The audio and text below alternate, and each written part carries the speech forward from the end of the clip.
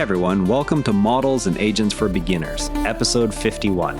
It's May 26, 2026. We've got some really cool AI stuff to talk about today. Let's dive in. So imagine a coach writing a playbook that is not just about winning the game, but about making sure every player still feels respected and safe while the rules keep changing. That is basically the idea behind the first major document released by Pope Leo XIV. The letter is called Magnifica Humanitas, and it focuses on protecting people in a world full of artificial intelligence. The Pope points out real risks like AI being used in wars, how it might change jobs, and the need to keep human dignity front and center. Think of technology as a fast-growing river that can start deciding which way the current flows instead of letting people steer the boat. This matters because AI is already showing up in school apps, social media feeds, and even creative tools you might use for art or music projects. If the systems shaping what you see and learn are built without thinking about people first, it could quietly limit your choices later. For someone just starting to explore AI, this is a reminder that the tools are here to help you, not replace your voice or judgment. The message encourages everyone, including teens and students, to stay curious and involved, rather than just accepting whatever an AI says. You can read the full letter yourself on major news sites covering the Vatican to see the exact points he raises.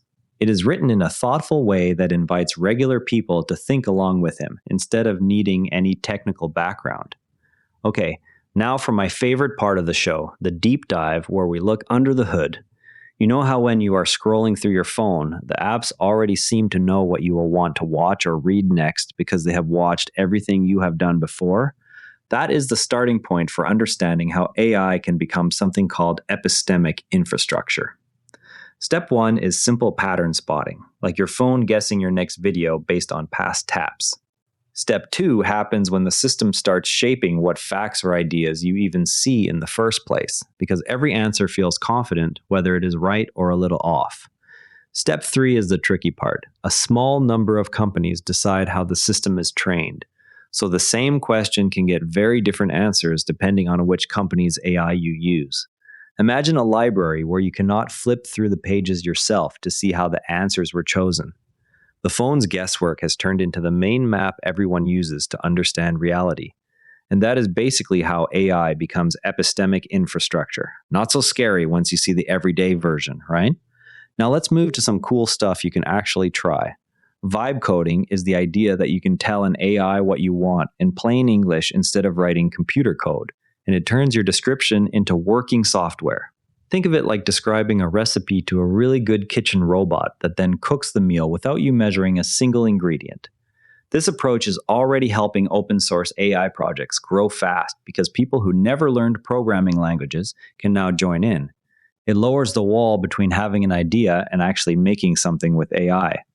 Go to a free chatbot like ChatGPT or Claude and try typing a clear request, such as "Help me design a simple study planner that reminds me of homework due dates." You may need a parent's help to sign up if you are under 18, but the experiment itself takes just a minute and shows how human words are becoming the new way to program. Here's another quick one worth noticing. Researchers are asking people to record themselves cooking, cleaning, and doing laundry, so future humanoid robots can learn those same movements. Your normal routines could become the lessons that teach machines how to help around the house one day. It raises interesting questions about privacy and who benefits when your daily life becomes training material. One more quick bit before we wrap up.